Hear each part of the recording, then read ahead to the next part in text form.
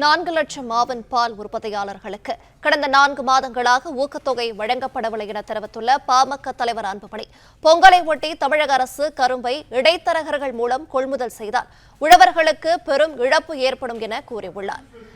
விவரங்களோடு இணைகிறார் செய்தியாளர் ராஜகுமரன். வணக்கம், விவரங்களை சொல்லலாம். ஆவின் பால் உற்பத்தியாளர்களுக்கு கடந்த செப்டம்பர் மாதம் தொடங்கி 4 மாதங்களாக ஆவின் பால் உற்பத்தியாளர்களுக்கான அந்த ஊக்கத்தொகை வழங்கப்படாமல் 200 கோடி அளவு தொகை நிலுவையில் வைக்கப்பட்டிருப்பதாக பாமக தலைவர் அன்புமணி ராமதாஸ் குற்றம் சுமத்தி இருக்கின்றார்.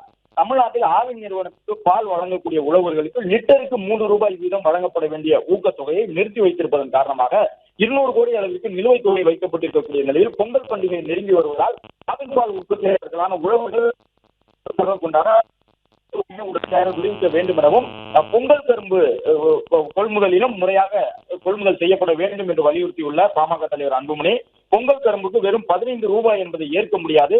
பொங்கலுக்கான செங்கரும்பை இடைத்தரகர்களிடம் வாங்காமல் உழவர்களிடமிருந்து நேரடியாக வாங்க வேண்டும் என்று வலியுறுத்தி இருக்கின்றார். பொங்கல் கரும்பு கொள்முதல் செய்வதில் கூட ஊழல் நடைபெறுவதாக குற்றம் சுமத்தி இருக்கக்கூடிய பாமக தலைவர் அன்புமணி ராமதாஸ் இந்த அணுகுமுறை, அதாவது இடைத்தரகர்கள் மூலம் பொங்கல் கரும்பு கொள்முதல் செய்வதை கைவிட்டு இந்த ஆண்டிலேனும் கரும்பை உழவர்களிடமிருந்து நேரடியாக கொள்முதல் செய்ய வேண்டும் என அரசை கேட்டுக் கொண்டுள்ளார். பிளே ஸ்டோர் மற்றும் ஆப் ஸ்டோரில் இருந்து பாலிமர் செயலியை QR கோடு மூலம் பதிவிறக்கம் செய்யுங்கள்.